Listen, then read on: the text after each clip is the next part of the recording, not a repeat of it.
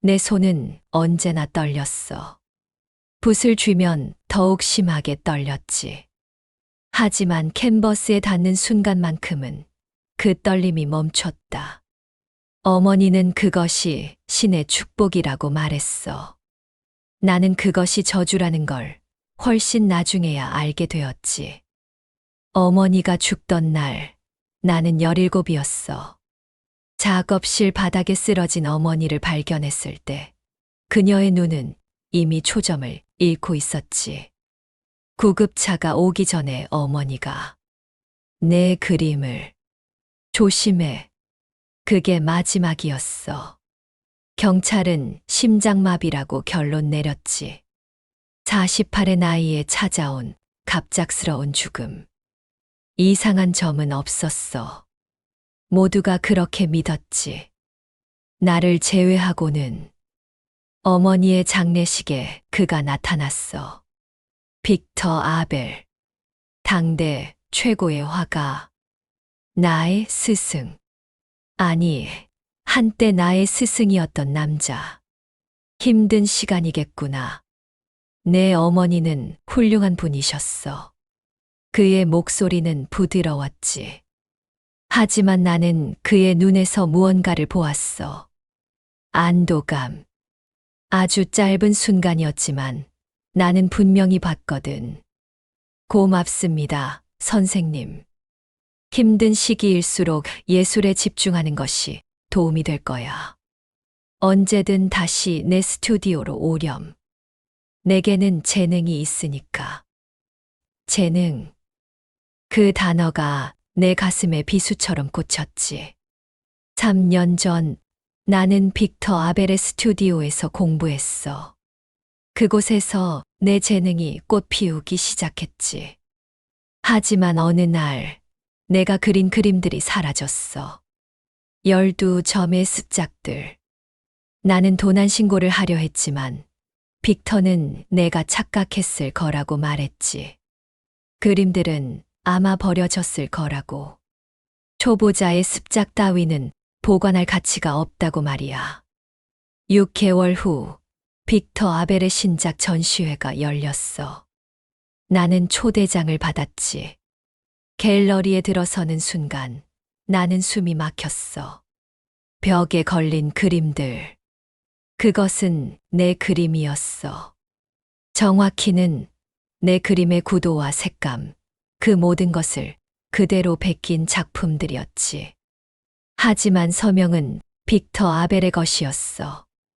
나는 그에게 따졌어. 사람들이 없는 곳에서 조용히. 내가 그렸다는 증거라도 있니? 내 그림은 이미 사라졌잖아. 그리고 설령 내가 그렸다 해도 넌 아직 미숙해. 내가 완성시킨 거야. 이것은 스승과 제자의 협업이지. 협업이요. 제 동의도 없이. 동해?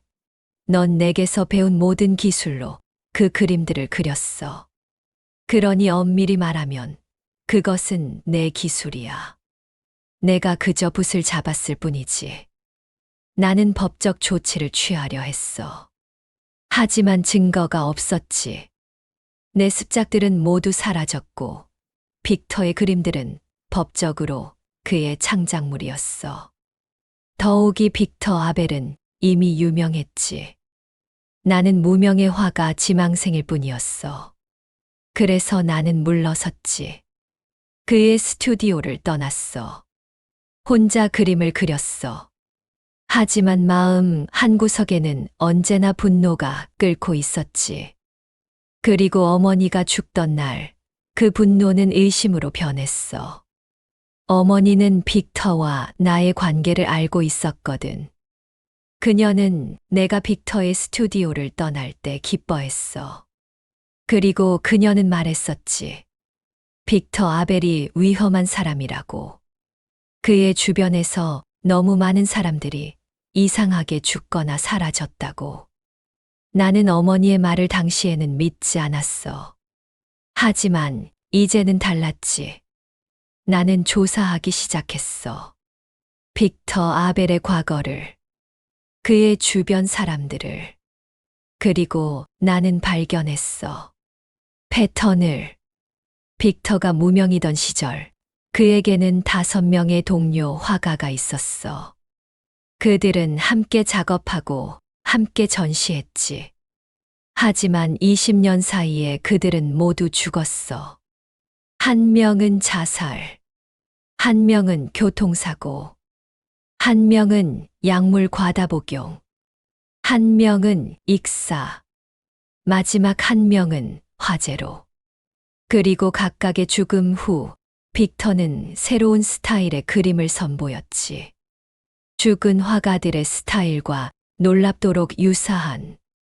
나는 더 깊이 파고들었어. 빅터의 제자들. 지난 15년간 그의 스튜디오를 거쳐간 사람들. 나를 포함해 총 17명. 그중 9명이 화가로서의 경력을 포기했어. 이유는 다양했지만 공통점이 있었지. 모두 빅터와의 관계 이후 심각한 정신적 문제를 겪었다는 것. 그리고 어머니. 그녀는 빅터와 어떤 관계였을까? 나는 어머니의 낡은 일기장을 찾아냈어. 25년 전의 기록들. 거기에 빅터의 이름이 있었지. 빅터는 재능 있는 화가지만 그의 눈빛이 두렵다. 그는 다른 사람의 재능을 탐한다. 마치 그것을 먹어치울 수 있다고 믿는 것처럼. 어머니는 한때 빅터의 연인이었어. 하지만 그를 떠났지.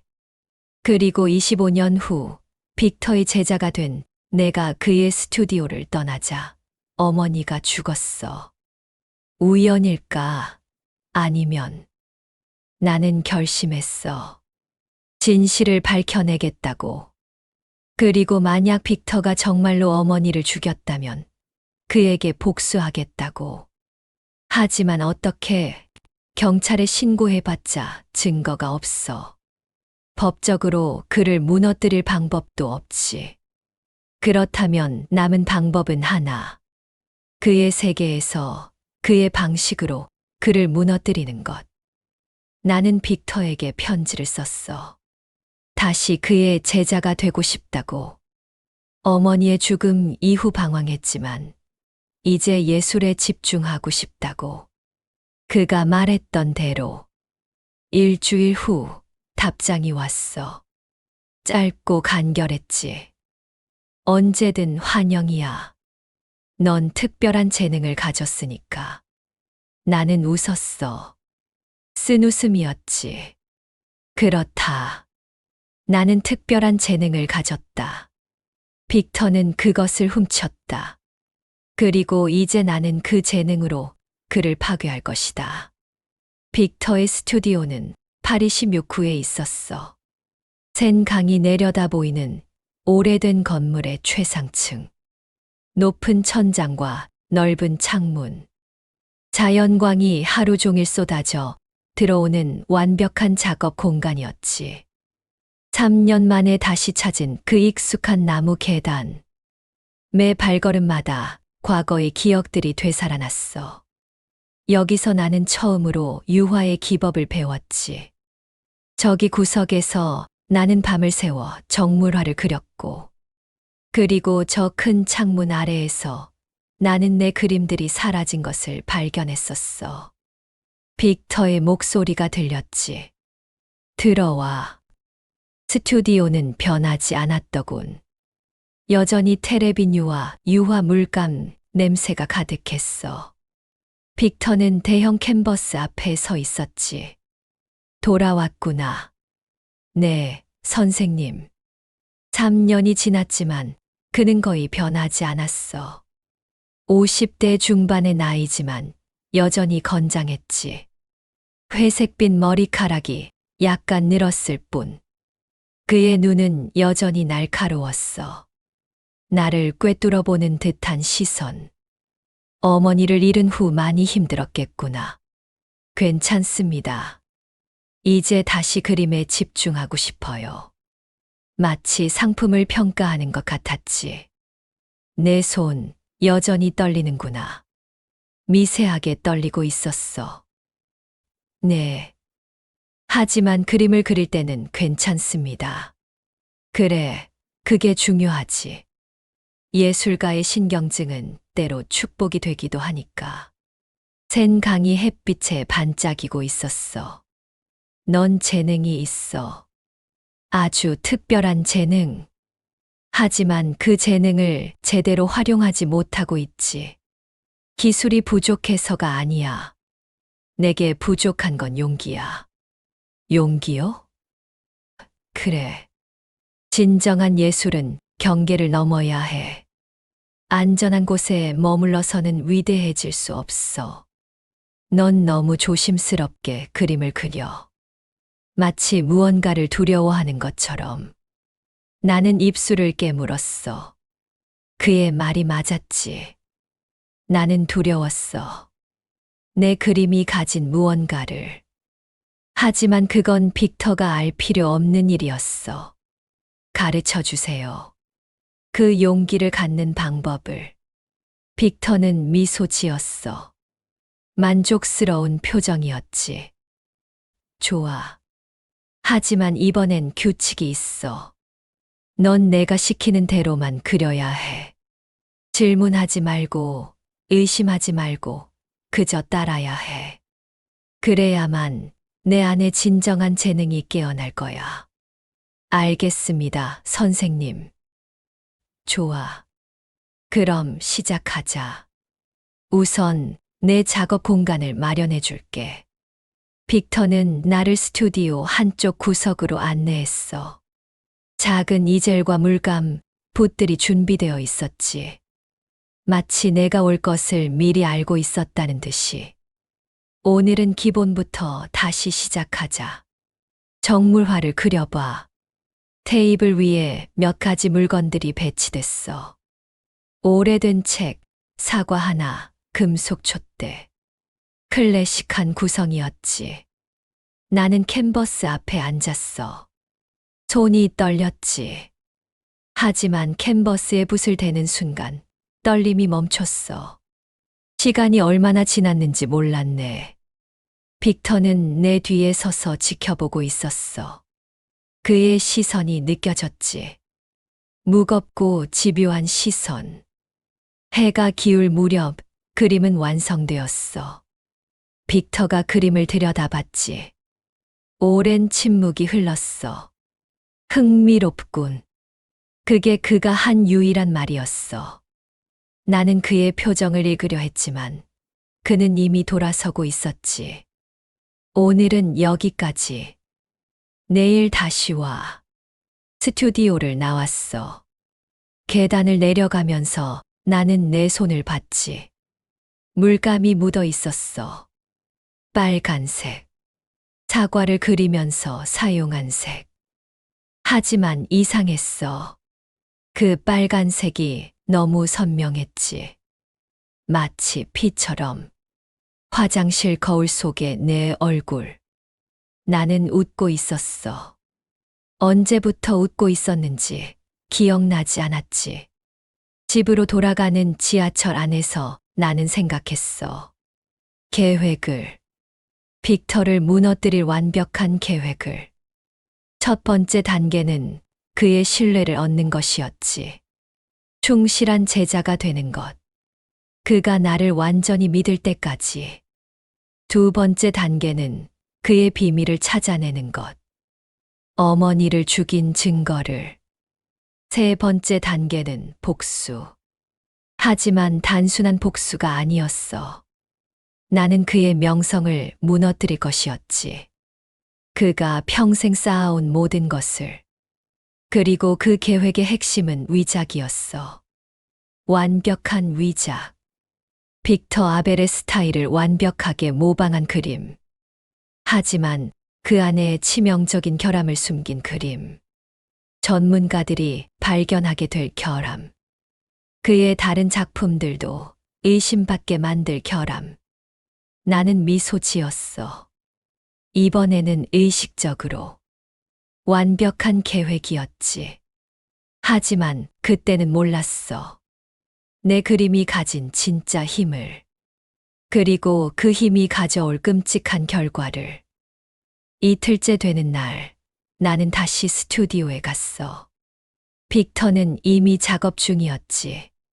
그의 캔버스는 어제보다 더 채워져 있었어. 추상적인 형태들, 어둡고 폭력적인 색채들. 왔구나. 오늘은 인물화를 그려보자. 구석에 있던 의자. 한 남자가 앉아 있었지. 나이는 30대 초반쯤. 마른 체격의 긴 머리. 그의 눈은 멍했어. 이건 마르크. 내 모델이야. 1시간 동안 움직이지 않을 거야. 내가 원하는 대로 그려봐. 나는 이젤 앞에 앉았어. 마르크를 바라봤지. 그는 정말로 움직이지 않았어. 마치 조각상처럼. 하지만 그의 눈에 무언가가 있었지. 두려움, 아니면 체념. 나는 그리기 시작했어. 연필로 윤곽을 잡고 물감으로 색을 입혔지. 빛과 그림자, 살의 질감, 눈의 깊이. 1시간이 지났어. 빅터가 내 뒤에 섰지. 훌륭해. 기술적으로는 완벽해. 하지만요, 영혼이 없어. 넌 그의 겉모습만 그렸어. 진짜 그를 보지 못했어. 진짜 그요? 그래. 모든 인간에게는 숨겨진 얼굴이 있어. 두려움, 욕망, 광기. 진정한 예술가는 그것을 포착해야 해. 빅터는 마르크에게 다가갔어. 그의 어깨에 손을 얹었지. 마르크, 내가 가장 두려워하는 것을 생각해봐. 마르크의 얼굴이 변했어. 눈이 커졌지. 입술이 떨렸어. 그의 전신에서 공포가 뿜어져 나왔어. 저걸 그려. 지금 당장. 나는 새 캔버스를 가져왔어. 그리고 마르크를 다시 봤지. 이번에는 달랐어. 나는 그의 공포를 볼 수 있었어. 그것이 어떻게 그의 얼굴을 일그러뜨리는지, 어떻게 그의 눈에서 빛을 앗아가는지. 나는 그렸어. 빠르게, 미친 듯이. 내 손이 떨렸지만 그 떨림이 오히려 도움이 되었지.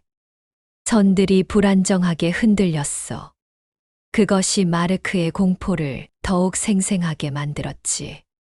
30분 후 나는 멈췄어. 캔버스를 봤지. 그리고 나는 숨을 멈췄어. 그것은 더 이상 마르크가 아니었어. 아니, 마르크였지만 동시에 아니었지. 그 그림 속의 남자는 무언가에 쫓기고 있었어. 무언가 보이지 않는 것에. 그의 눈에는 순수한 공포가 담겨 있었지. 그리고 그 공포가 너무나 생생해서 그림을 보는 것만으로도 불안감이 느껴졌어. 완벽해. 빅터의 목소리였어. 그는 웃고 있었지. 이제 넌 시작했어. 진짜 예술을. 나는 마르크를 봤어.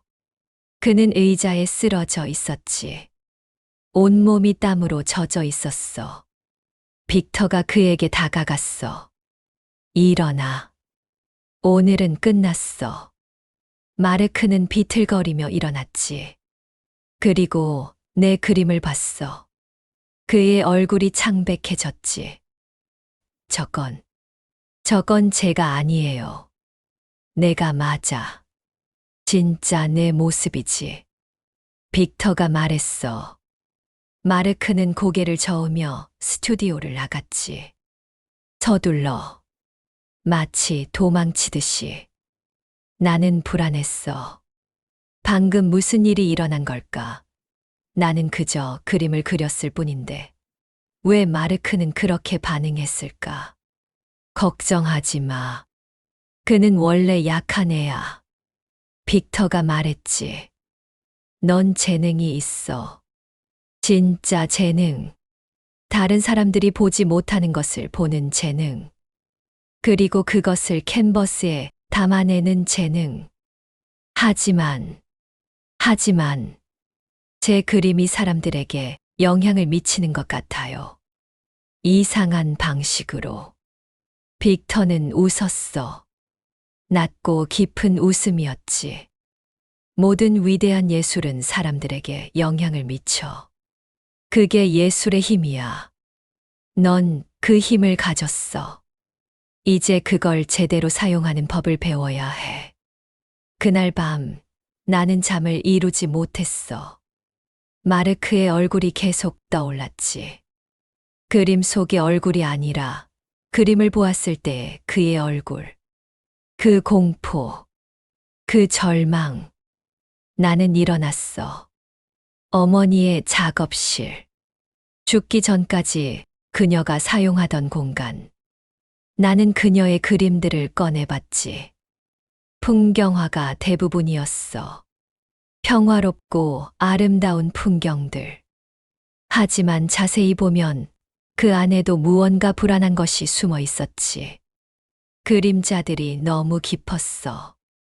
나무들이 너무 뒤틀려 있었지. 그리고 나는 발견했어. 그녀의 일기장에 끼워진 오래된 사진. 어머니와 빅터. 25년 전. 그들은 웃고 있었어. 하지만 어머니의 눈에는 웃음이 없었지.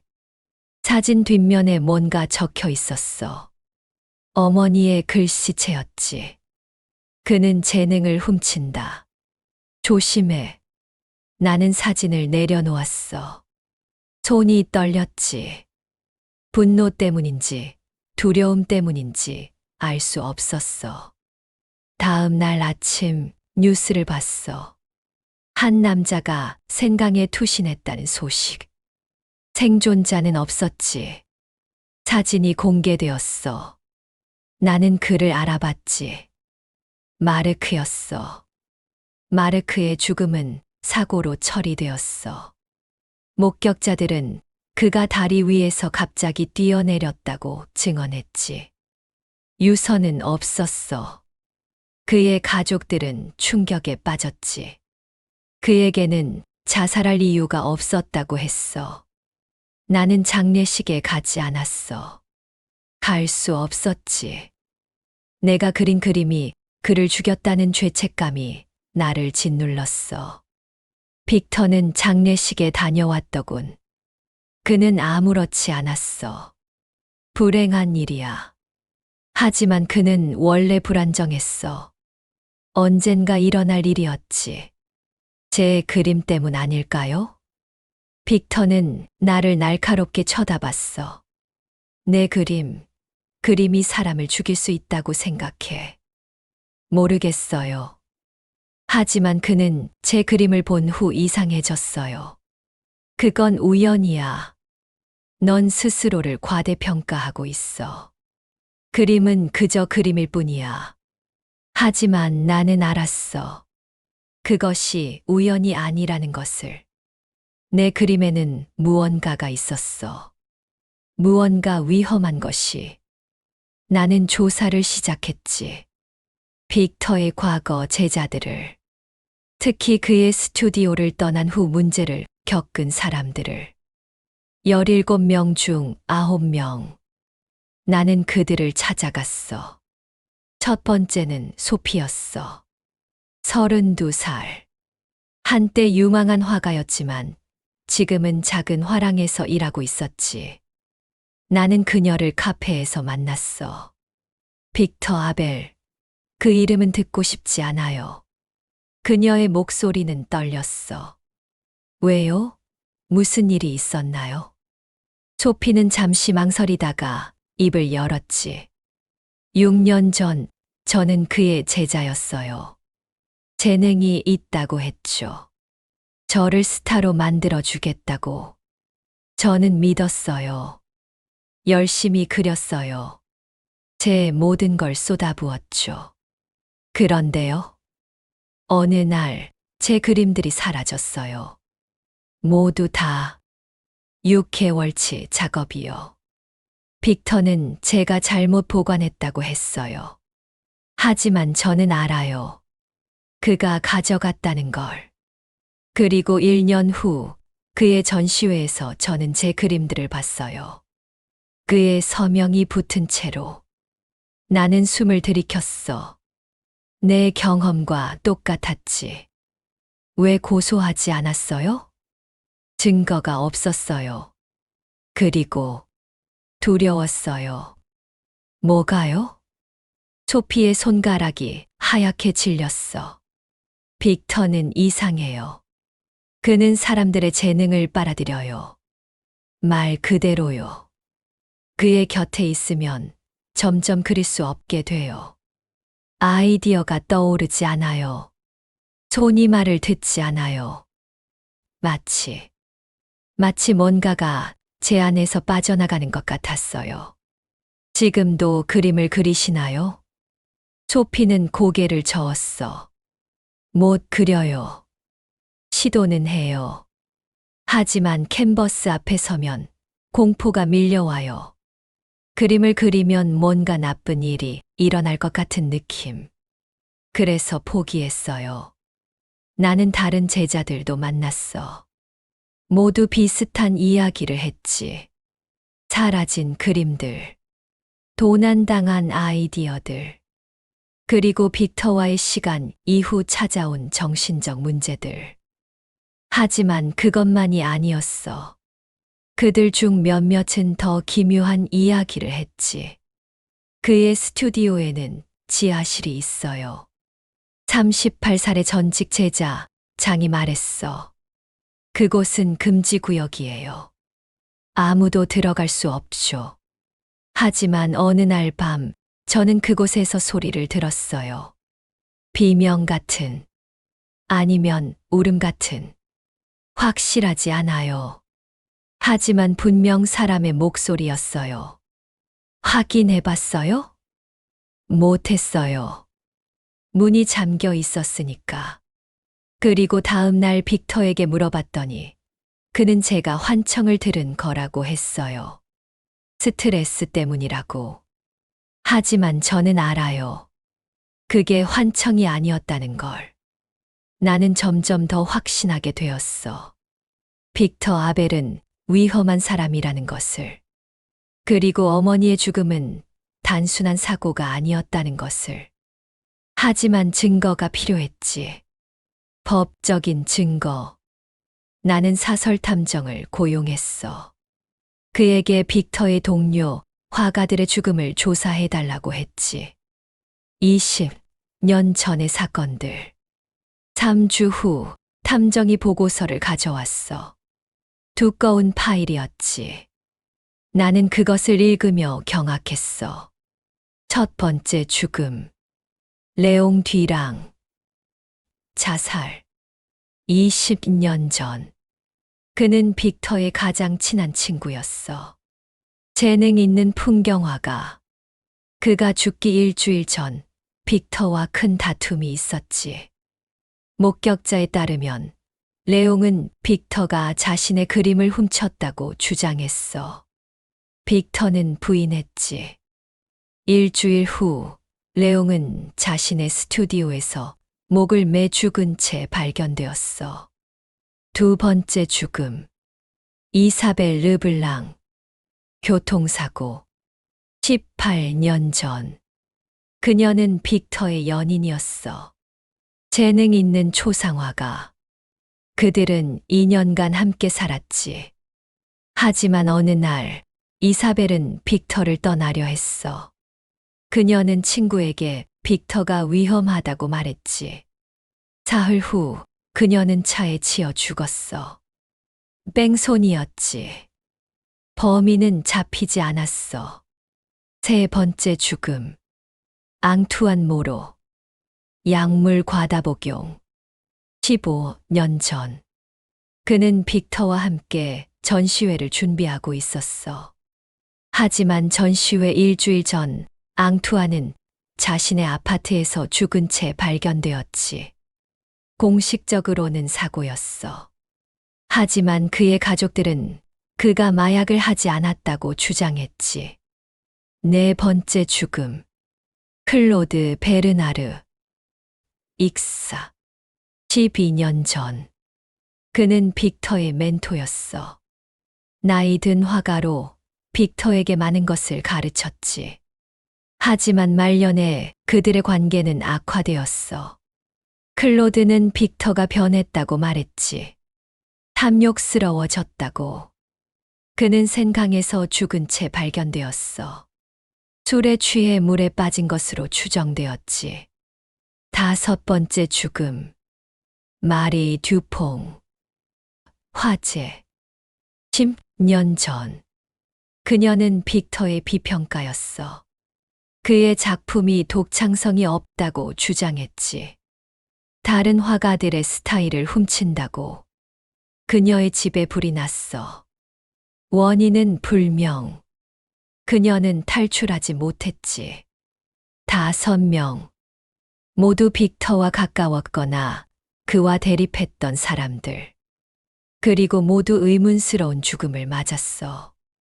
하지만 여전히 직접적인 증거는 없었지. 모든 것이 사고나 자살로 처리되었어. 경찰은 빅터를 의심하지 않았지. 그는 매번 알리바이가 있었거든. 나는 다른 방법을 생각해야 했어. 법으로는 그를 잡을 수 없다면 다른 방식으로. 예술계에서 그를 무너뜨리는 것. 그의 명성을, 그의 경력을, 그의 모든 것을 파괴하는 것. 그리고 그 계획의 첫 단계는 그의 신뢰를 완전히 얻는 것이었어. 나는 더욱 열심히 그림을 그렸지. 빅터가 원하는 대로. 그의 지시를 따랐어. 그의 칭찬을 들었지. 넌 내가 가르친 제자 중 가장 재능 있어. 곧 큰 일을 할 수 있을 거야. 빅터는 자주 그렇게 말했어. 나는 겸손하게 고개를 숙였지. 하지만 속으로는 웃었어. 쓴 웃음을. 석 달이 지났어. 나는 빅터의 가장 신뢰받는 제자가 되었지. 그는 나에게 자신의 기법을 가르쳤어. 비밀스러운 기법들을. 다른 제자들에게는 알려주지 않는. 이건 특별한 안료야. 직접 만든 거지. 이걸 쓰면 색이 더 깊고 생생해져. 그는 작은 병을 꺼냈어. 붉은색 안료였지. 너무 선명해서 거의 빛나는 것 같았어. 어떻게 만드는 건가요? 비밀이야. 하지만 언젠가 알려줄게. 내가 준비되면. 나는 그 안료로 그림을 그렸어. 그리고 이상한 것을 느꼈지. 그 색은 보통 물감과 달랐어. 더 살아있는 것 같았지.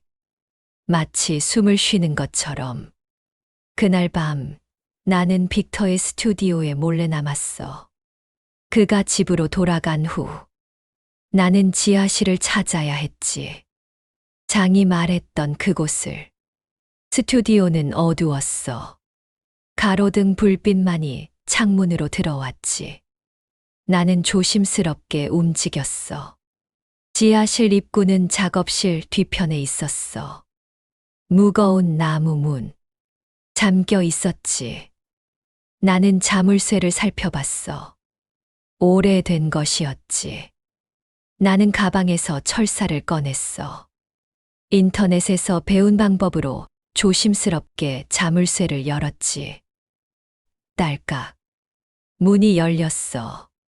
계단이 어둠 속으로 이어져 있었지. 나는 숨을 깊이 들이쉬고 내려가기 시작했어. 지하실은 차갑고 습했어. 곰팡이 냄새가 났지. 그리고 다른 냄새도. 화학약품 같은. 나는 주위를 살폈어. 벽에 그림들이 걸려 있었어. 수십 점. 아니, 수백 점. 모두 다른 스타일이었지. 풍경화, 초상화, 추상화, 정물화. 마치 미술관 같았어. 하지만 이상한 점이 있었지. 모든 그림에 빨간색이 사용되어 있었어. 선명한 빨간색. 빅터가 나에게 준 것과 같은. 나는 그림들을 자세히 살펴봤어. 그리고 깨달았지. 이것들은 빅터의 작품이 아니었어. 서명이 다 달랐거든. 레옹 뒤랑, 이사벨 르블랑, 앙투안 모로, 클로드 베르나르, 마리 듀퐁. 죽은 화가들의 작품이었어. 내 심장이 빠르게 뛰기 시작했지. 이게 무슨 의미일까? 왜 빅터는 이 그림들을 지하실에 숨겨둔 걸까? 나는 더 깊숙이 들어갔어. 지하실 끝에 작업대가 있었지. 그 위에 여러 가지 도구들과 병들이 놓여 있었어. 나는 병들을 살펴봤지. 라벨에 화학물질 이름들이 적혀 있었어. 대부분 모르는 것들이었지. 하지만 한 병은 달랐어. 라벨이 없었지. 안에 붉은 액체가 들어 있었어. 나는 병을 들어 올렸어. 무거웠지. 그때 위에서 소리가 들렸어. 문이 열리는 소리. 발소리. 빅터가 돌아온 것이었어. 나는 재빨리 숨었지. 작업대 뒤로. 발소리가 가까워졌어. 계단을 내려오는 소리. 천천히. 누구냐? 빅터의 목소리였어. 차갑고 날카로웠지. 나는 숨을 죽였어. 심장이 너무 크게 뛰어서 그가 들을 것 같았지. 불이 켜졌어. 지하실이 밝아졌지. 나는 작업대 뒤에 웅크리고 있었어. 빅터의 발소리가 더 가까워졌지. 나와. 이미 알고 있어. 나는 선택의 여지가 없었어. 나는 천천히 일어났지. 빅터는 몇 미터 앞에 서 있었어. 그의 얼굴에는 표정이 없었지. 실망이야. 넌 내가 믿었던 제자인데. 선생님, 저는 설명하지 마. 이미 늦었어. 그는 다가왔어. 나는 뒤로 물러났지. 하지만 벽에 막혔어. 넌 너무 많이 봤어. 알면 안 되는 것들을. 이 그림들. 당신이 훔친 거죠. 빅터는 웃었어. 낮고 쓸쓸한 웃음이었지. 훔쳤다고? 아니야. 나는 그것들을 계승한 거야. 그들은 죽었고 그들의 재능은 사라질 위기에 처했어. 나는 그것을 보존한 거지. 보존? 당신이 그들을 죽인 거잖아요. 빅터의 눈이 차갑게 빛났어. 증거 있어. 없지. 그리고 설령 있어도 넌 이제 이곳을 나갈 수 없어. 그는 주머니에서 뭔가를 꺼냈어. 작은 병이었지. 그가 병뚜껑을 열었어. 이상한 냄새가 퍼졌지. 달콤하면서도 역겨운. 나는 숨을 참았어. 하지만 이미 늦었지. 냄새가 폐로 들어왔어. 머리가 어지러워졌어. 시야가 흐려졌지. 걱정하지 마. 고통스럽지 않을 거야. 빅터의 목소리가 멀어졌어. 나는 쓰러졌지. 차가운 바닥이 느껴졌어. 그리고 모든 것이 어두워졌어. 정신을 차렸을 때 나는 낯선 곳에 있었어. 작고 어두운 방. 창문이 없었지. 한쪽 구석에 침대가 있었고 나는 그 위에 누워 있었어. 몸을 움직이려 했지만 힘이 없었지. 머리가 지끈거렸어. 입안이 바짝 말라 있었지. 문이 열렸어. 빅터가 들어왔지. 그는 의자를 가져와 침대 옆에 앉았어. 깨어났구나. 좋아. 여기가 어디죠? 목소리가 쉬어 있었어. 내 별장이야. 파리에서 1시간 떨어진 곳. 조용하고 외진 곳이지. 왜 이러는 거죠? 빅터는 한숨을 쉬었어. 넌 너무 많이 알았어. 그리고 넌 특별해. 죽이기에는 너무 아까운 재능이야. 무슨 소리예요? 넌 아직 모르는구나. 내 그림의 진짜 힘을. 그는 일어났어. 아니, 창문이 아니었지. 그림이었어. 벽에 걸린 큰 그림. 이걸 봐. 내가 그린 마르크의 초상화. 나는 그림을 봤어. 마르크의 공포에 질린 얼굴. 그것을 보는 것만으로도 불안감이 밀려왔지.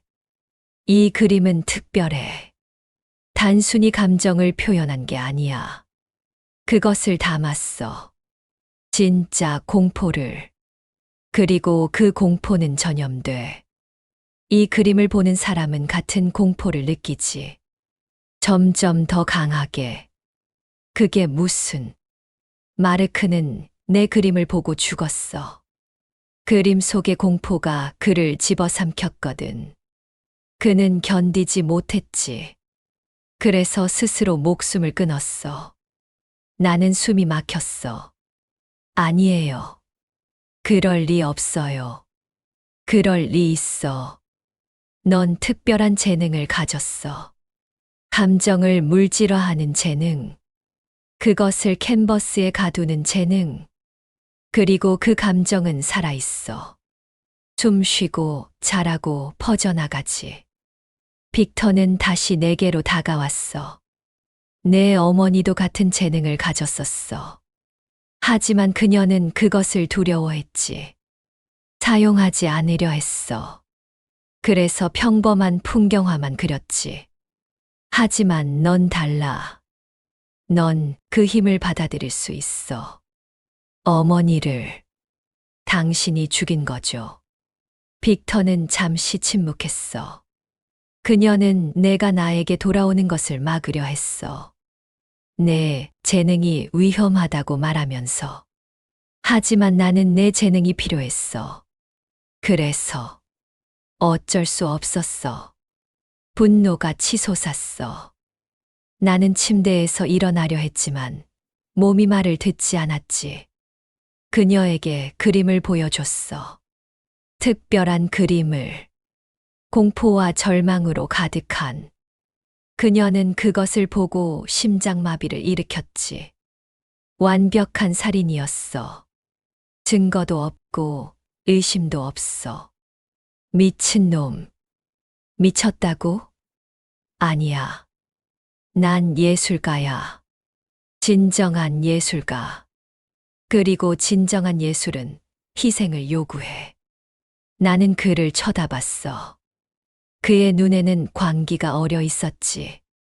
그는 정말로 자신이 옳다고 믿고 있었어. 이제 넌 이해하게 될 거야. 내 힘을. 그리고 그것을 어떻게 사용하는지. 내가 가르쳐 줄게.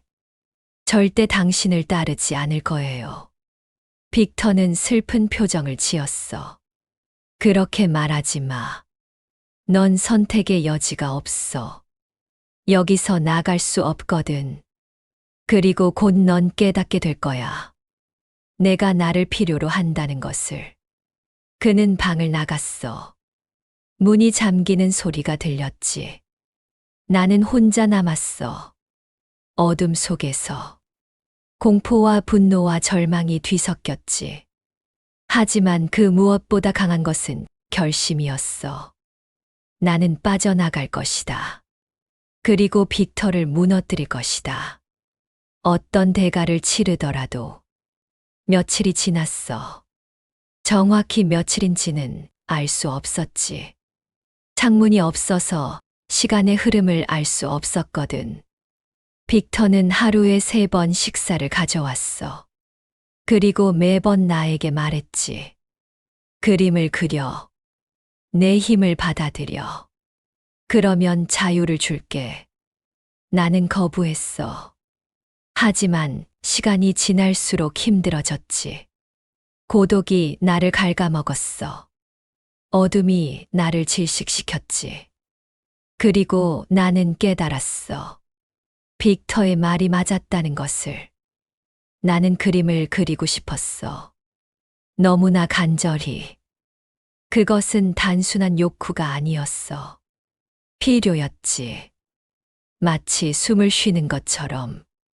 일주일째 되는 날, 나는 항복했어. 그릴게요. 빅터는 미소 지었어.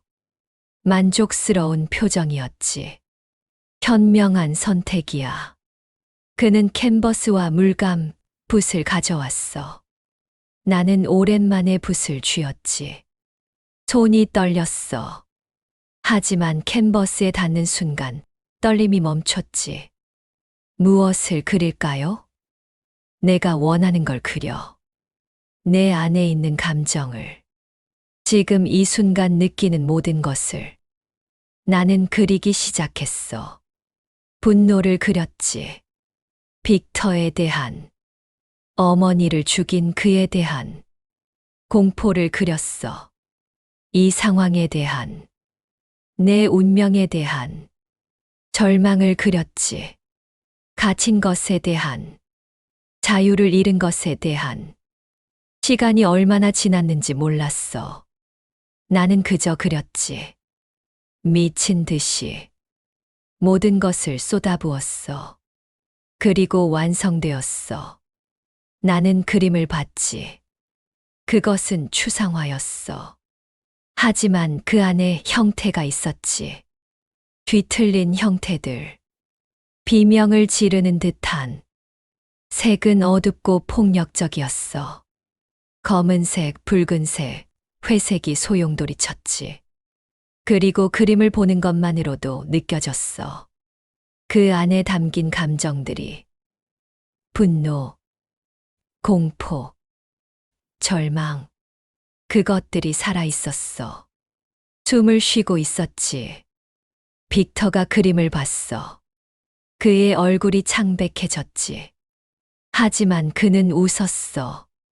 완벽해. 이제 넌 이해했어. 내 힘을. 이제 날 보내주실 건가요? 아직 아니야. 넌 더 많은 것을 배워야 해. 이건 시작일 뿐이야. 나는 속았다는 것을 깨달았어. 빅터는 나를 보내줄 생각이 없었지. 그는 나를 이용할 작정이었어. 내 재능을, 내 그림들을. 하지만 나는 이제 알았어. 내 힘을. 그리고 그것을 어떻게 사용할 수 있는지.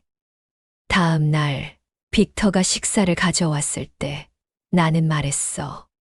선생님을 위한 그림을 그리고 싶어요.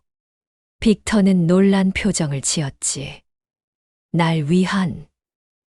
네. 감사의 표시로. 선생님이 제 재능을 깨닫게 해주셨으니까. 빅터는 의심스러운 표정을 지었어. 하지만 곧 그것은 만족으로 바뀌었지. 좋아. 그려봐. 나는 새 캔버스를 준비했어. 그리고 빅터를 그리기 시작했지. 초상화였어. 하지만 평범한 초상화가 아니었지. 나는 그의 본질을 그렸어.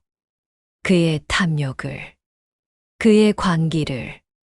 그의 공허함을. 그는 다른 사람의 재능을 훔침으로써만 존재할 수 있는 남자였어. 그 자신은 텅 비어 있었지.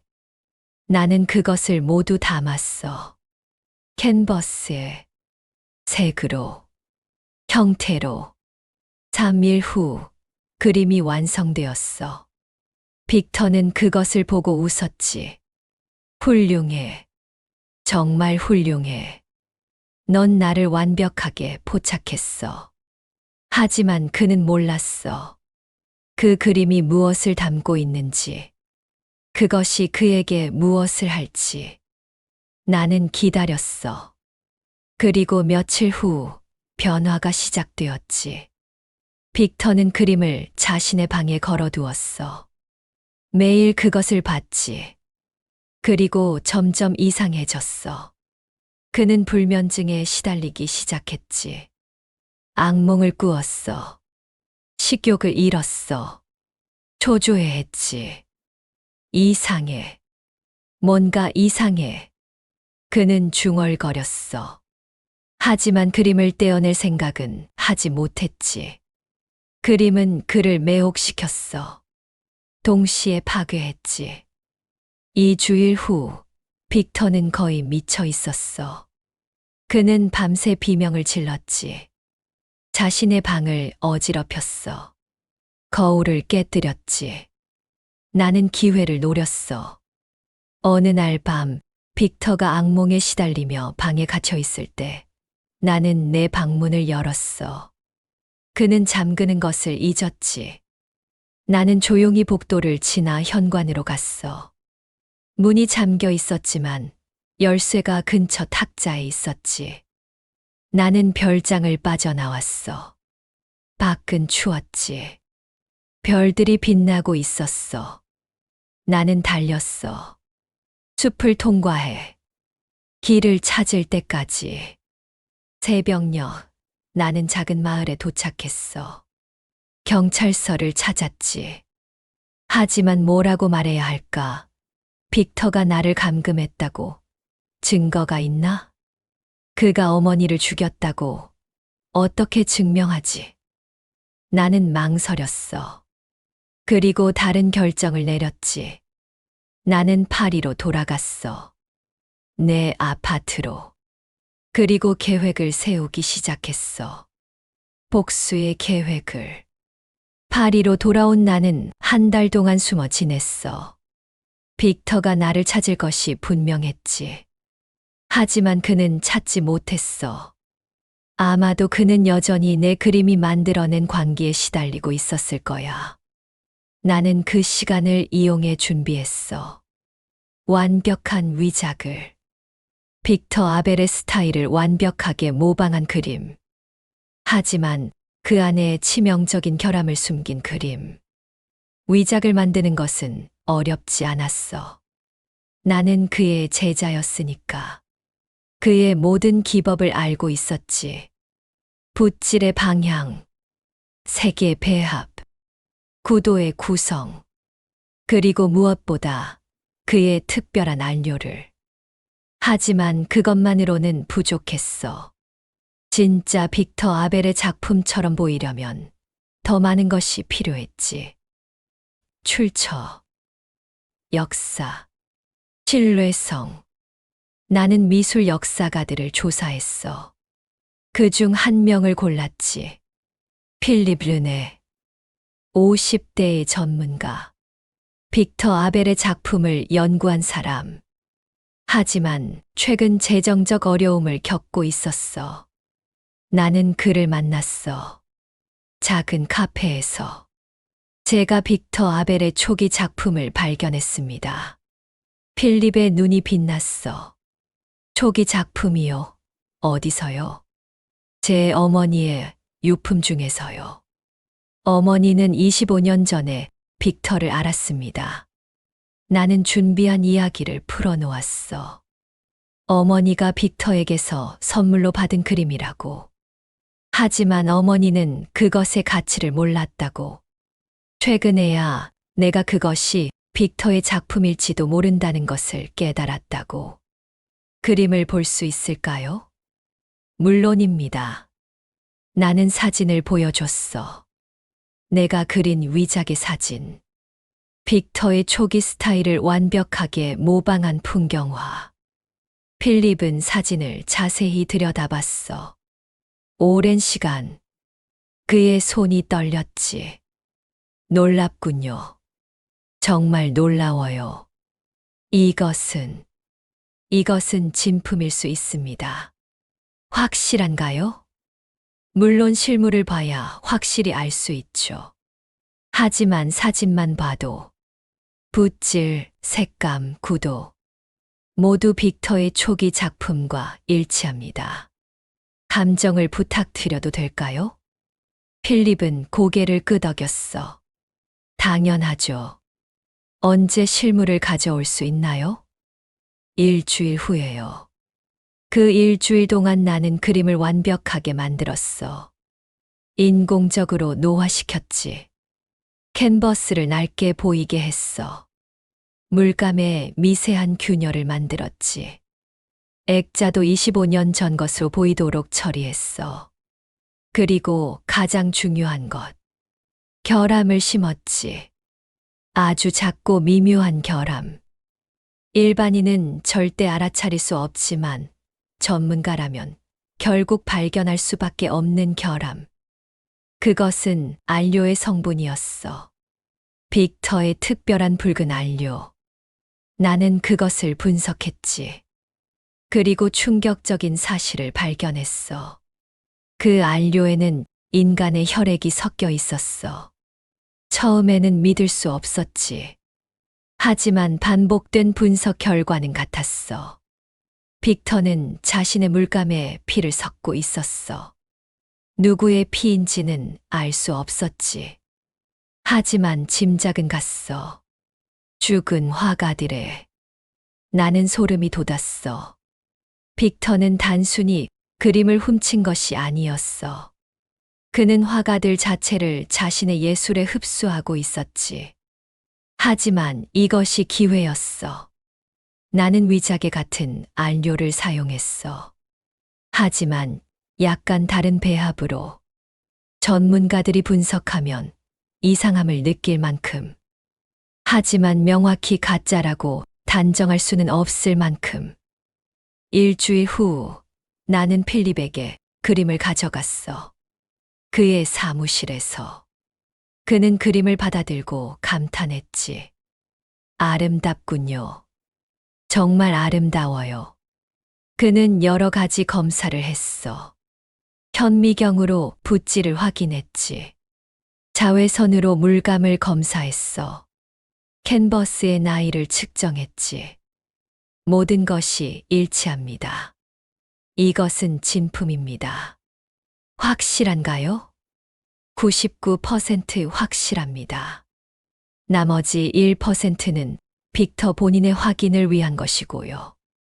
나는 속으로 웃었어. 완벽했지. 감정서를 써주실 수 있나요? 물론입니다. 하지만요. 제 수수료가 있습니다. 얼마죠? 필립은 잠시 망설이다가 액수를 말했어. 높았지. 하지만 나는 동의했어. 이것은 투자였어. 빅터를 무너뜨리기 위한. 감정서를 받은 나는 다음 단계로 넘어갔어. 그림을 세상에 알리는 것. 나는 유명한 경매 회사에 연락했지. 소더비. 그들은 흥미를 보였어. 빅터 아벨의 초기 작품은 시장에서 매우 귀했거든. 경매에 붙이고 싶습니다. 물론입니다. 감정서가 있나요? 네. 필립 르네의 감정서입니다. 소더비의 전문가들도 그림을 검토했어. 그들도 진품이라고 결론 내렸지. 경매 날짜가 잡혔어. 6주 후. 그동안 그림은 전시되었어. 미리 보기를 위해 많은 사람들이 왔지. 컬렉터들, 평론가들, 기자들, 그리고 빅터도 왔어. 나는 전시장에 숨어서 그를 지켜봤지. 그는 달라져 있었어. 야위었지. 눈 밑에 다크서클이 깊었어. 손이 떨렸지. 그는 내 그림 앞에 섰어. 오랫동안 그의 얼굴에 여러 감정이 스쳤지. 놀라움, 혼란, 그리고 두려움? 그는 전시장 직원에게 뭔가 물었어. 그림의 출처를. 직원은 어머니의 유품에서 나왔다고 설명했지. 빅터의 얼굴이 창백해졌어. 그는 서둘러 전시장을 나갔어. 나는 그의 뒤를 따랐지. 멀리서. 그는 거리를 걸었어. 비틀거리며. 마치 술에 취한 것처럼. 어느 골목에서 그는 멈춰 섰어. 벽에 기댔지. 나는 다가갔어. 그는 나를 봤지. 그의 눈이 커졌어. 너, 오랜만이에요, 선생님. 넌 어떻게 탈출했죠? 그리고 돌아왔어요. 복수하러. 빅터는 웃었어. 히스테리컬한 웃음이었지. 복수, 그 그림으로? 넌 실수했어. 그건 내 작품이 아니야. 전문가들이 결국 알아낼 거야. 알아낼 겁니다. 하지만 그때는 이미 늦었을 거예요. 무슨 뜻이야? 당신의 다른 작품들도 의심받게 될 거예요. 만약 이 그림이 가짜라면 다른 것들도 가짜일지 모른다고. 당신의 경력 전체가 흔들릴 거예요. 빅터의 얼굴이 일그러졌어. 넌 미쳤어. 미쳤죠. 당신이 그렇게 만들었으니까. 나는 돌아섰어. 빅터가 뭔가 소리쳤지만 듣지 않았지. 나는 걸어갔어. 빠르게. 경매일이 다가왔어. 나는 긴장했지. 계획이 성공할까? 아니면 실패할까? 경매장은 사람들로 가득했어. 나도 그 안에 있었지. 익명으로. 마스크를 쓰고. 내 그림이 무대에 올랐어. 경매사가 설명했지. 빅터 아벨의 희귀한 초기 작품이라고. 추정가는 50만 유로라고. 입찰이 시작되었어. 가격이 올라갔지. 60만, 70만, 80만. 그리고 계속 올라갔어. 최종 낙찰가는 120만 유로였어. 나는 숨을 내쉬었지. 성공이었어. 하지만 진짜 게임은 이제부터였지. 낙찰 3일 후 뉴스가 터졌어. 한 익명의 전문가가 그림에 의문을 제기했다는 것. 안료의 성분이 이상하다고. 빅터의 다른 작품들과 미묘하게 다르다고. 미술계가 발칵 뒤집혔지. 조사가 시작되었어. 그림을 다시 검사했지. 더 정밀하게. 그리고 결과가 나왔어. 그림은 위작일 가능성이 높다고. 안료의 배합이 빅터의 다른 작품들과 일치하지 않는다고. 소더비는 경매를 취소했어. 환불이 이루어졌지. 스캔들이었어. 하지만 더 큰 문제가 시작되었지. 사람들이 빅터의 다른 작품들도 의심하기 시작한 것이다. 만약 한 점이 가짜라면 다른 것들도 가짜일지 모른다고. 전문가들이 빅터의 작품들을 재검토했어. 그리고 이상한 점들을 발견했지. 여러 작품에서 서로 다른 스타일이 섞여 있다고. 마치 여러 사람이 그린 것처럼. 빅터는 부인했어. 모든 것이 그의 작품이라고.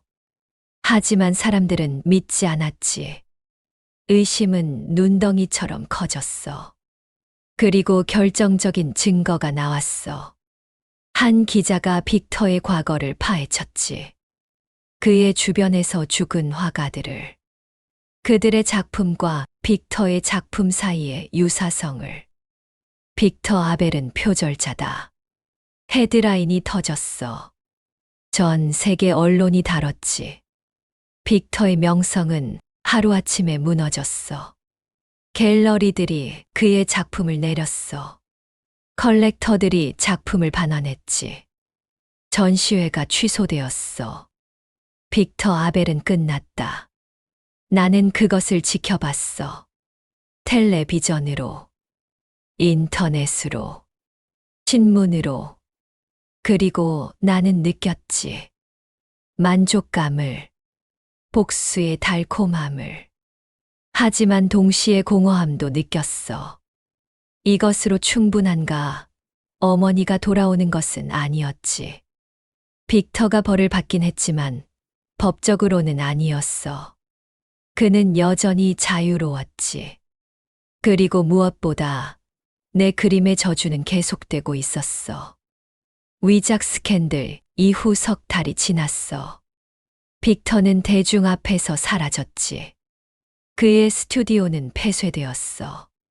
그가 어디 있는지 아무도 몰랐지. 나는 내 삶을 재건하려 했어. 다시 그림을 그렸지. 하지만 평범한 그림을, 안전한 그림을, 풍경화, 정물화, 아무도 해치지 않을 그림들. 하지만 그것은 쉽지 않았어. 내 안에는 여전히 그 힘이 있었거든. 감정을 물질화하는 힘. 그것은 억제할 수 없었어. 붓을 쥘 때마다 그것이 캔버스로 흘러들어갔지. 그리고 이상한 일들이 일어나기 시작했어. 첫 번째 사건은 화랑 주인이었어. 그는 내 그림 한 점을 샀지. 작은 풍경화. 강가의 나무들을 그린 평화로운 그림. 그는 그것을 자신의 사무실에 걸었어. 2주일 후 그는 자살했어. 아무 이유 없이. 가족도 있었고 사업도 잘 되고 있었지. 하지만 그는 자신의 사무실에서 목을 맸어. 내 그림 아래에서. 경찰은 원인을 찾지 못했어. 유서도 없었지. 동기도 없었어. 미스터리였지. 나는 충격을 받았어. 하지만 더 큰 충격은 그의 가족이 내게 말했을 때였지. 남편이 그림을 너무 좋아했어요. 매일 그것을 봤죠. 그리고 점점 이상해졌어요. 우울해지고 불안해하고. 마지막 며칠은 거의 미친 것 같았어요. 그림 속에 뭔가 있다고 중얼거렸어요. 자신을 부르는 뭔가가. 나는 그림을 돌려받았어. 그리고 불태웠지. 하지만 이미 늦었어. 한 사람이 죽었지. 두 번째 사건은 컬렉터였어. 부유한 노인. 그는 내 그림 3점을 샀지. 모두 초상화였어. 나는 그것들을 조심스럽게 그렸다고 생각했어. 감정을 억제하며. 하지만 그것만으로는 충분하지 않았지. 한 달 후 그의 저택에서 화재가 발생했어. 그는 탈출하지 못했지.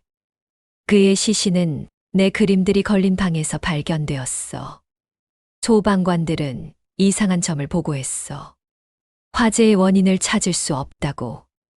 그리고 노인의 시신은 이상하게 보존되어 있었다고. 마치 화재 전에 이미 죽어 있었던 것처럼. 나는 더 이상 부인할 수 없었어.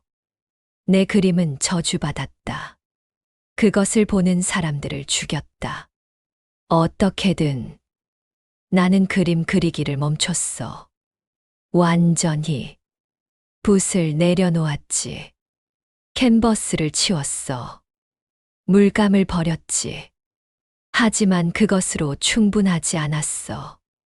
이미 세상에 나가 있는 내 그림들. 그것들은 여전히 사람들을 해치고 있었지. 나는 그것들을 찾아 나섰어. 내가 그린 모든 그림을 판매했든 선물했든 전시했든 모두 찾아서 파괴해야 했어. 하지만 그것은 불가능한 일이었지. 나는 10년 동안 수백 점의 그림을 그렸어. 그것들이 어디 있는지 추적할 방법이 없었지. 그리고 설상가상으로 소문이 퍼지기 시작했어. 내 그림에 대한 저주받은 그림이라고.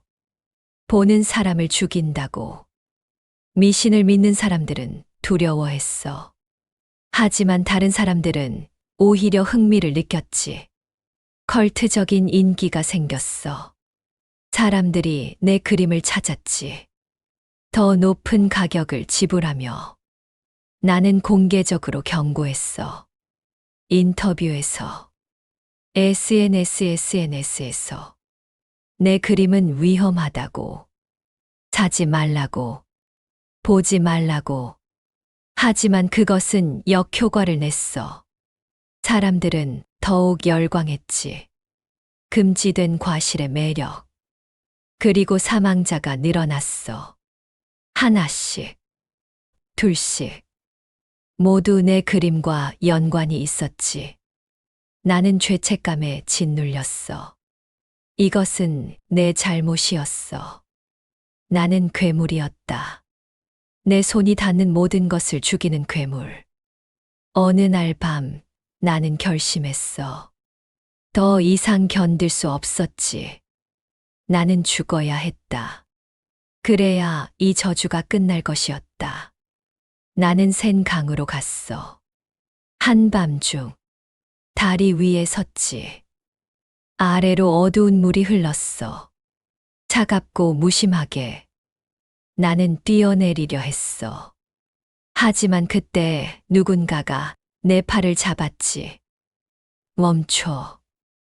나는 돌아봤어. 한 남자가 서 있었지. 중년의 낯익은 얼굴. 나는 그를 알아봤어. 그렇다. 빅터의 전직 제자. 지하실 소리를 들었다고 말했던 사람. 날 기억하는구나. 왜 여기 있어요? 너를 찾고 있었어. 내 소문을 들었어. 저주받은 그림에 대해. 그럼 알겠네요. 제가 괴물이라는 걸. 장은 고개를 저었어. 넌 괴물이 아니야. 넌 피해자야. 무슨 소리예요? 빅터가 너에게 한 짓을 알아. 그는 나에게도 같은 짓을 했으니까. 장은 나를 다리에서 끌어냈어. 근처 벤치에 앉혔지. 들어봐. 빅터의 힘은 전염돼. 그는 다른 사람의 재능을 훔치지. 하지만 그것만이 아니야. 그는 저주도 전해. 그의 제자들은 모두 같은 운명을 겪어. 그들의 예술이 사람들을 해치게 돼. 그럼 당신도. 나도 그랬어. 10년 전까지는 내가 그린 조각들을 본 사람들이 다치고 죽었어. 나는 미쳐가고 있었어. 너처럼. 어떻게 멈췄어요? 빅터를 찾아갔어. 그리고 진실을 알아냈어. 무슨 진실요? 장은 심호흡을 했어. 빅터는 인간이 아니야. 적어도 더 이상은. 그는 오래전에 뭔가와 거래했어. 영원한 재능을 위해. 하지만 대가가 있었지. 그는 다른 예술가들의 생명력을 먹어야 해. 그들의 재능을, 그들의 영혼을. 나는 믿을 수 없다는 표정을 지었어. 그건 말도 안 돼요. 말이 안 되지. 하지만 진실이야. 생각해봐. 그의 지하실, 그의 안료, 그의 제자들에게 일어난 일들. 모두 설명이 돼. 나는 떠올렸어. 빅터의 붉은 안료, 인간의 피가 섞인, 그리고 그의 지하실, 죽은 화가들의 그림으로 가득한. 그럼 이 저주를 어떻게 끝내죠? 빅터를 끝내야 해. 진짜로. 완전히. 어떻게요? 장은 주머니에서 뭔가를 꺼냈어. 작은 칼이었지. 오래되고 낡은. 하지만 날은 여전히 날카로워 보였어. 이걸로. 이것은 특별한 칼이야. 성별된 악을 죽일 수 있는 미신이잖아요. 미신, 넌 저주받은 그림을 그리면서 미신을 믿지 않아. 나는 할 말이 없었어. 장의 말이 맞았지. 나는 이미 초자연적인 영역에 발을 들였어. 빅터가 어디 있는지 알아요? 알아. 그는 숨어 있어. 하지만 나는 찾았어. 그리고 기다리고 있었어. 너를. 이건 내가 끝내야 할 일이니까. 왜 져줘? 넌 그의 마지막 제자야. 그리고 가장 강력한. 내 안에는 그를 이길 힘이 있어. 내가 모르고 있을 뿐이지. 장은 일어섰어. 내일 밤. 내가 장소를 알려줄게.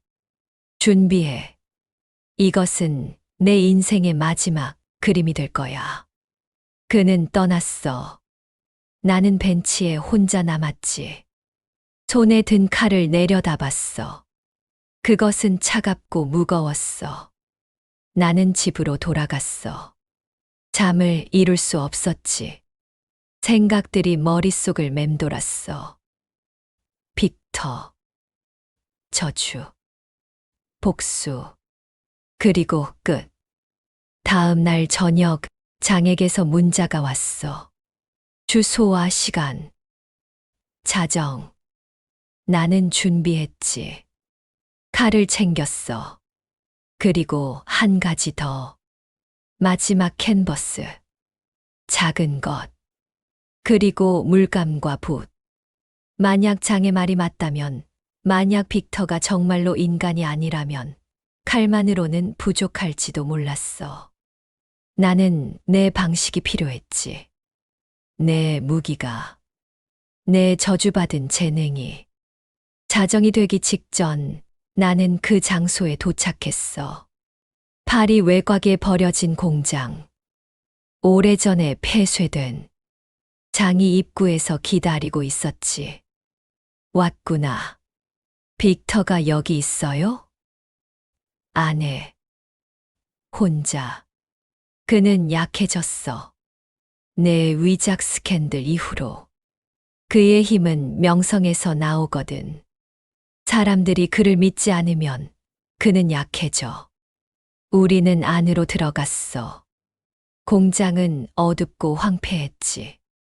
깨진 유리창, 녹슨 기계들.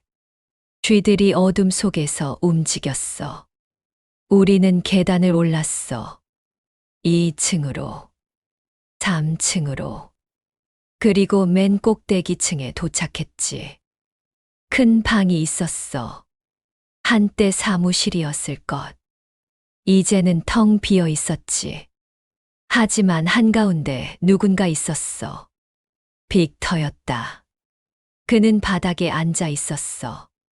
등을 벽에 기댄 채. 그는 완전히 변해 있었지. 마르고 창백했어. 머리카락은 하얗게 새었어. 눈은 움푹 들어가 있었지. 하지만 그의 눈에는 여전히 불꽃이 있었어.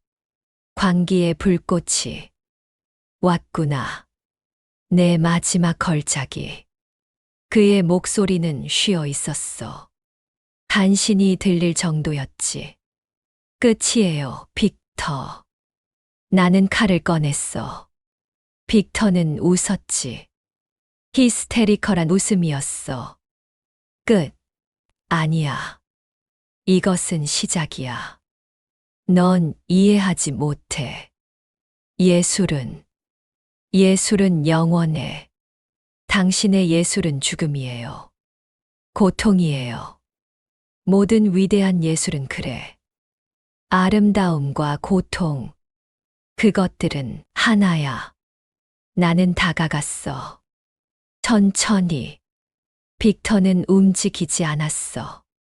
움직일 수 없는 것 같았지. 기다려. 장이 내 팔을 잡았어. 뭔가 이상해. 너무 쉬워. 그 순간 빅터가 움직였어. 빠르게. 믿을 수 없을 만큼 빠르게. 그는 일어섰지. 그리고 그의 몸에서 빛이 뿜어져 나왔어. 바보들. 난 약하지 않아.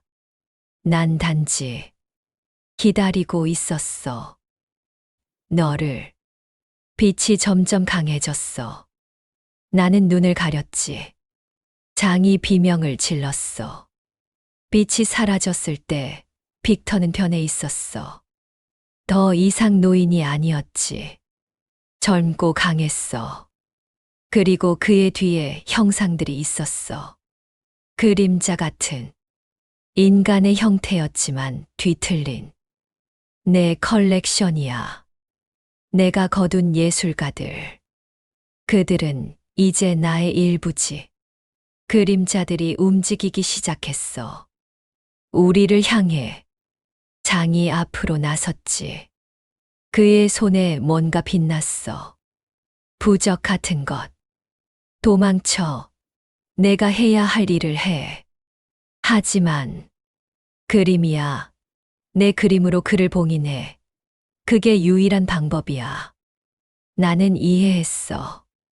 나는 캔버스를 꺼냈지. 바닥에 펼쳤어. 붓과 물감을 준비했어. 그림자들이 장을 공격했어. 그는 부적으로 그것들을 막았지. 하지만 수적으로 열쇠였어. 나는 그리기 시작했어. 미친 듯이. 빅터를 그렸지. 그의 진짜 모습을. 탐욕스러운 괴물. 영혼을 잡아먹는 존재. 내 손이 떨렸어. 하지만 이번에는 두려움 때문이 아니었어. 분노 때문이었지. 어머니를 위한, 죽은 예술가들을 위한, 모든 피해자들을 위한 붓이 캔버스를 가로질렀어. 색들이 섞였지. 검은색, 붉은색, 보라색. 그것들이 소용돌이쳤어. 빅터의 형상이 나타났지. 하지만 단순한 초상화가 아니었어. 그것은 감옥이었어. 영혼의 감옥. 뭘 하는 거야? 빅터의 목소리에 처음으로 두려움이 섞였어. 멈춰. 그만둬. 하지만 나는 멈추지 않았어. 계속 그렸지. 모든 것을 쏟아부었어. 내 분노를, 내 고통을, 내 저주를, 그리고 역설적이게도 내 사랑을. 예술에 대한 순수했던 시절의 그 사랑을. 그림이 완성되어 갔어. 그리고 이상한 일이 일어났지. 빅터가 움직일 수 없게 되었어. 그의 몸이 얼어붙었지. 마치 보이지 않는 사슬에 묶인 것처럼. 아니, 안 돼. 그의 그림자들이 흩어지기 시작했어. 연기처럼.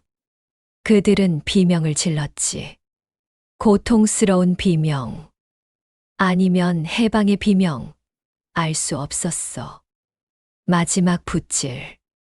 나는 그림에 서명했어. 내 이름. 그리고 그 순간 모든 것이 폭발했어. 빛, 소리, 바람. 모든 것이 소용돌이쳤지. 나는 날아갔어. 벽에 부딪혔지. 정신을 잃었어. 깨어났을 때 모든 것이 고요했어. 나는 바닥에 누워 있었지. 몸이 아팠어. 천천히 일어났지. 장이 근처에 쓰러져 있었어. 나는 그에게 다가가 확인했지. 살아 있었어. 숨을 쉬고 있었어. 기절했을 뿐이었어. 빅터는 어디 있을까? 나는 주위를 둘러봤어. 그리고 발견했지. 내 그림 한가운데, 캔버스 속에 빅터가 갇혀 있었어. 말 그대로 그는 2차원의 감옥 안에 있었지. 움직였어. 비명을 질렀어. 하지만 소리는 들리지 않았지. 나는 그림을 들어 올렸어. 무거웠지. 단순한 캔버스보다 훨씬 무거웠어. 마치 사람의 무게처럼. 이제 어떻게 하죠? 내가 중얼거렸어. 장이 신음하며 깨어났지. 끝났어. 넌 해냈어. 하지만 그는 여전히 살아있어요. 그림 속에. 장이 일어나 그림을 봤어. 그의 얼굴이 창백해졌지. 불태워야 해. 완전히. 죄도 남지 않게. 우리는 공장 밖으로 나갔어. 빈 공터를 찾았지. 나무와 종이를 모았어. 불을 피웠어. 나는 그림을 불 속에 던지려 했어. 하지만 망설여졌지. 이것은 내 작품이었어. 아마도 내 최고의 작품.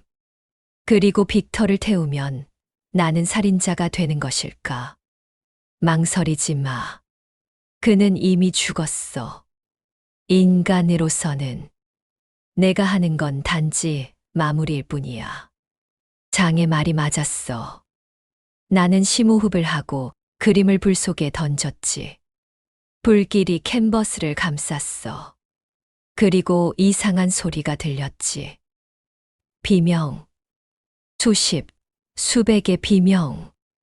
하지만 고통스러운 비명이 아니었어. 해방의 비명이었지. 불길 속에서 형상들이 나타났어. 반투명한 인간의 형태들. 그들은 하늘로 올라갔어. 사라졌지. 평화롭게. 빅터에게 갇혀있던 영혼들이었어. 이제 자유로워진. 그림이 완전히 타들어갔어. 쟤만 남았지. 바람이 불어 쟤를 날려버렸어. 흔적도 없이. 장이 내 어깨에 손을 얹었어. 끝났어. 정말로. 나는 고개를 끄덕였어. 하지만 뭔가 이상했지. 공허함이 느껴졌어. 복수는 끝났다. 빅터는 사라졌다. 하지만 그 다음은? 이제 어떻게 되는 거죠? 저주는 사라질 거야. 천천히. 빅터의 영향력이 없어지면 내 그림도 정상으로 돌아올 거야. 확실해요? 장은 미소 지었어. 슬픈 미소였지. 확실하지 않아. 하지만 희망을 가져야지. 그게 우리에게 남은 전부니까. 1년이 지났어. 나는 더 이상 그림을 그리지 않아. 아직은 두렵거든. 혹시라도 저주가 남아있을까 봐. 하지만 변화는 있었어. 내가 과거에 그린 그림들, 아직 세상에 남아있는 것들에서 더 이상 사고가 일어나지 않아. 사람들이 그것들을 보고 사고, 전시하지만 아무 일도 일어나지 않지. 장의 말이 맞았던 것 같아. 저주는 사라졌어. 빅터 아벨은 잊혀져 가고 있어. 그의 작품들은 미술관에서 내려졌지. 그의 이름은 교과서에서 지워졌어. 표절자, 사기꾼. 그것이 그에게 남은 유산이야. 어머니의 무덤을 자주 찾아. 꽃을 놓고 그녀에게 말하지. 복수했다고. 그녀를 죽인 자는 벌을 받았다고. 그녀는 대답하지 않지만 나는 느껴. 그녀의 평화를. 가끔 꿈을 꿔. 내가 다시 그림을 그리는 꿈을. 하지만 이번에는 달라. 저주받지 않은 그림. 순수한 그림. 아름다움만을 담은 그림. 그 꿈에서 깨어나면 나는 울어. 기쁨의 눈물인지 슬픔의 눈물인지 모르겠어. 어느 날 한 젊은 화가가 나를 찾아왔어. 그녀는 내 이야기를 들었다고 했지. 그리고 물었어. 예술은 정말 위험한 건가요? 재능은 정말 저주인가요? 나는 오랫동안 생각했어.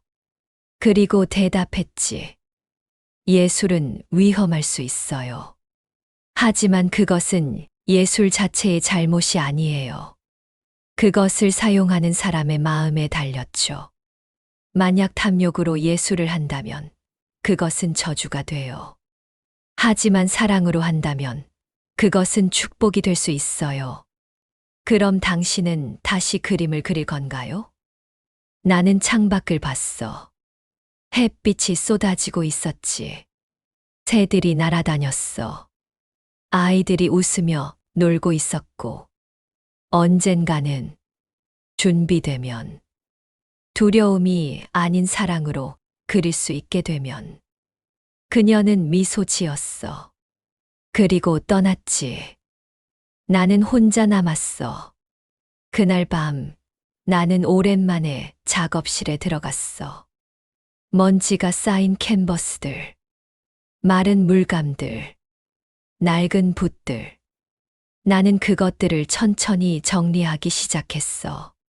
청소하고 닦고 새 것처럼 만들었지. 아직 그릴 준비는 안 되었어. 하지만 언젠가는 될 거야. 나는 믿어. 예술은 저주가 아니야. 재능도 저주가 아니지. 잘못 사용하면 그렇게 될 뿐이야. 그리고 나는 다시는 잘못 사용하지 않을 거야. 창밖으로 달이 떠올랐어. 은빛 빛이 작업실을 채웠지. 나는 빈 캔버스 앞에 섰어. 손이 떨렸지. 하지만 이번에는 두려움 때문이 아니었어. 기대 때문이었지. 새로운 시작을 위한. 그리고 나는 알았어. 언젠가 분명히 나는 다시 붓을 들 것이라는 것을. 하지만 이번에는 다를 거야. 분노가 아닌 사랑으로. 복수가 아닌 치유로. 저주가 아닌 축복으로. 그것이 어머니가 원했던 것이고, 그것이 진정한 예술가의 길이야. 나는 창을 닫았어. 불을 껐지. 작업실을 나왔어. 내일은 새로운 날이 올 거야. 그리고 언젠가 그 새로운 날 중 하나에 나는 준비될 거야. 다시 그림을 그릴 준비가. 하지만 이번에는 진정으로 나 자신의 방식으로.